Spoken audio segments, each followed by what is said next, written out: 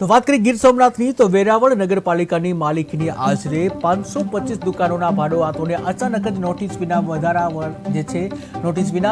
વધારતા વેપારીઓમાં ભારે આક્રોશ ફાટી નીકળ્યો હતો। શહેરના પાટણ દરવાજા, રામ ભરોસા ચોક અને ત્રિકોણિયા બિલ્ડિંગ, મોટી શાક માર્કેટ, રેલવે સ્ટેશન આસપાસ અને નગરપાલિકા કચેરી સહિતના વિસ્તારોમાં જે દુકાનોના ભાડૂતો માટે શરત વિના વધારાના બિલ આપવામાં આવ્યા હતા। જ્યાં વેપારીઓએ પ્રતિનિધિ મંડળ સાથે નગરપાલિકાના ચીફ ઓફિસર પારસ મકવાણા સાથે મુલાકાત કરી હતી અને લેખિતમાં વાંધા રજૂ કર્યા હતા। જણાવ્યું હતું કે હાલની નાજુક ધંધાકીય અને રોજગારી પરિસ્થિતિમાં આ વધારો અસ્વીકાર્ય છે અને તેઓ જૂના ભાડાના બિલની જ માંગ કરે, ત્યારે અન્યથા તેઓને જે ગાંધી ચિંધ્યા માર્ગે આંદોલન કરવાની ફરજ પડશે તેવી ચીમકી પણ ઉચ્ચારવામાં આવી।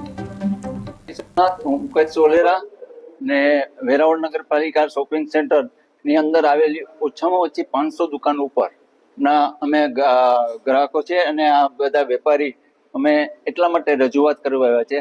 અમને જાણવા મુજબ કે નગરપાલિકાની અંદર ન ધાર્યા એવો અણધારો ભાડામાં વધારો કર્યો છે। ઓછામાં ઓછા 250% એટલે 1000 રૂપિયાની ઉપરના સાઈઝમાં ભાડો વધારો કર્યો। અમે લેખિતમાં માંગવા છતાં અમને લેખિતમાં જાણ કરી નથી, પણ અમારા સૂત્રો મુજબ અમે જે ભાડા વધારા માટેની બાકીના જે ભાડું ભરવા માટે મોકલેલા ત્યાં એમ કહેવામાં આવ્યું છે કે આ ભાડો વધારો મંજૂર થઈ ગયેલું છે, ત્યારે એ ભાડો વધારો ભરો તો તમારું ભાડું સ્વીકારવામાં આવશે। એનો અમે સખત વિરોધ કરી